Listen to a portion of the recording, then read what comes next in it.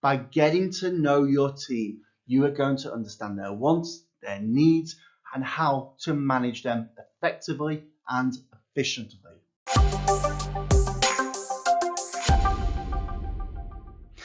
So what we're going to look at is the fact that a good leader will get to know their own teachers and understand what their wants and needs are. This is so very, very important for you as a leader to do. So what are the benefits of knowing what teachers want from you as a leader? What we're going to do is look at the 6 major benefits which will make you want to go out and find out what your teachers want from you as a leader. So number 1, you will be able to avoid making decisions that will upset your own team. If you know what your teachers want from you, you can avoid making even trivial basic errors that are going to upset and demoralize your team. Often, of course, you have to make some decisions which your team may not like, but may be in the best interest of your school.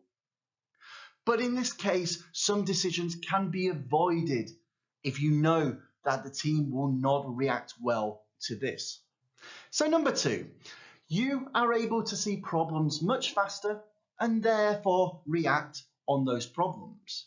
As a leader, if you already know your wants and needs of the teachers, you can spot when there are certain problems that are going to upset them.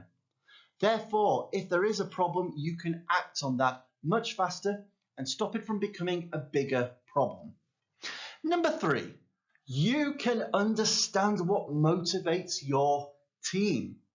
This is so important. You want your team to be working as hard as they can in a good and healthy, constructive manner. If you know what motivates your team, you can put those little motivations in place to help benefit the progress of your team.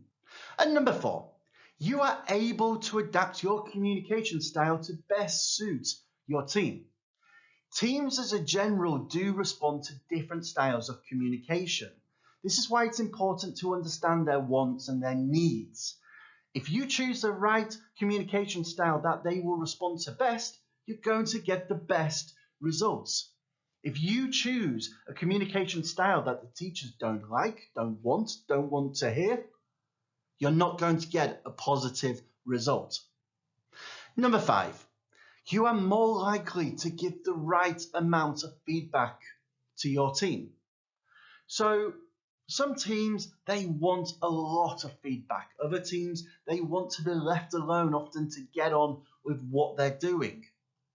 By understanding what the teachers want and what the teachers need, you can balance the amount of feedback you are giving to your team to make sure that they are happy, but also to balance what you need to do as a leader to get the results.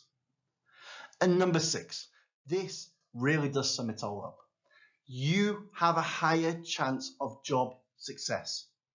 By getting to know your team, you are going to understand their wants, their needs, and how to manage them effectively and efficiently.